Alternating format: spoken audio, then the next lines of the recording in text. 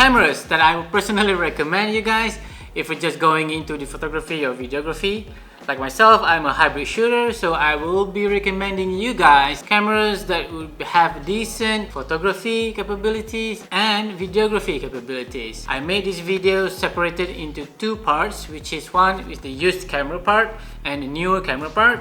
If you're going to get new cameras, then you can check out this somewhere around here. I'm going to be talking about newer camera that you can get. Well, if you don't mind getting used cameras with significant savings, then you can check out this used camera part. Okay, now first camera that I would recommend you guys to get if you're going into this, the Canon 700D or the Canon T5i. Secondly, Sony NEX7 or the Sony Alpha 6000. And thirdly, if you're going to go for the Nikon system, then you can check out the Nikon D5100 or the Nikon D5200. Now, all of these cameras will set you back for about $250 to $350 US.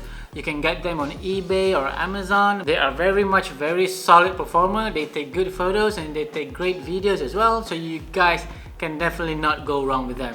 I myself have used all of these cameras and I can personally say that they are actually really good cameras. And now for the second part, if you're planning on getting a new camera, which is also a good idea, you can get in with an extra warranty and you can have a peace of mind getting that camera, knowing that it will perform as how it's supposed to be performing. So these are basically the minimum or the lowest of the camera models that I would recommend you guys to go for. Starting with the Canon M50. 50 is going to set you back for about $600 to $700 US new with the lens. While for Sony, I would recommend you guys to go and get the Sony a6100 or the a6400, which is going to set you back for about $900 US or somewhere like that, somewhere around that range.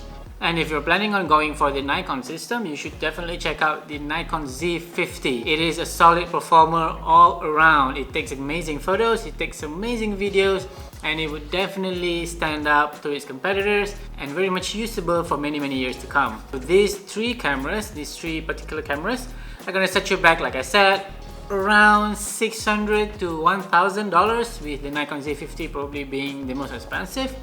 But for me myself, I would definitely strongly recommend you guys to go and check out the Canon M50.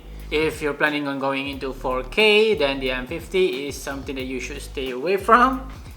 Try to go for the a6400 or the Nikon Z50. For the used camera part, I recommend you guys to go for the Canon 700D or the T5i because it's one of the more solid camera to hold. It's a solid DSLR and it has a microphone jack in it.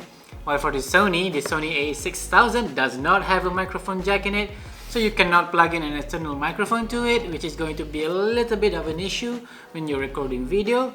Because for me, even if you're just starting out, keeping that audio nice and crisp with an external microphone is a big deal for me. The a6000 doesn't have that. While for the Nikon D5100 and D5200, they do have the microphone jack, so you can plug in an external microphone to them. But all in all, if it were up to me myself, going straight back again, trying to start again from scratch, I would personally go for the Canon 700D or the Canon T5i. And if I'm looking at a newer camera and I have the money with no issue there whatsoever, I would definitely go for either the Canon M50 or the Nikon Z50. The difference in the price point between the two definitely does make a big difference, and I would probably go for the M50 if I'm just starting out. And as for the Sony, I have no experience with both of them. I did use the Sony a6500 before and the Sony a6300 before. They perform admirably well, but not enough to pull me away from the Canon M50, and I would still go for the Canon M50 if I were given a choice between the two. So that would be it.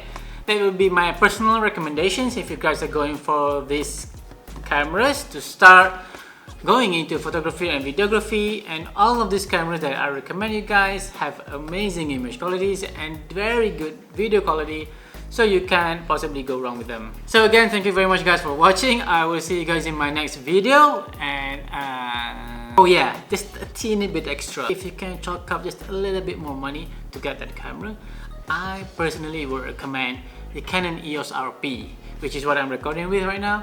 It is a full frame camera which sets it apart from all the rest of the cameras that I've just mentioned in terms of its image quality, in terms of the video quality, in terms of the long light performance. It's just different. And if you can afford to go a bit higher, then the Canon EOS-RP might be a good deal for you. But if you are going for 4K cameras, if you're going to shoot a lot of 4K contents, then probably stay away from them for now. If you want to start going for 4K contents, I would recommend you guys to look somewhere else first. So again, thank you very much guys for watching. I guess I will see you guys in my next video.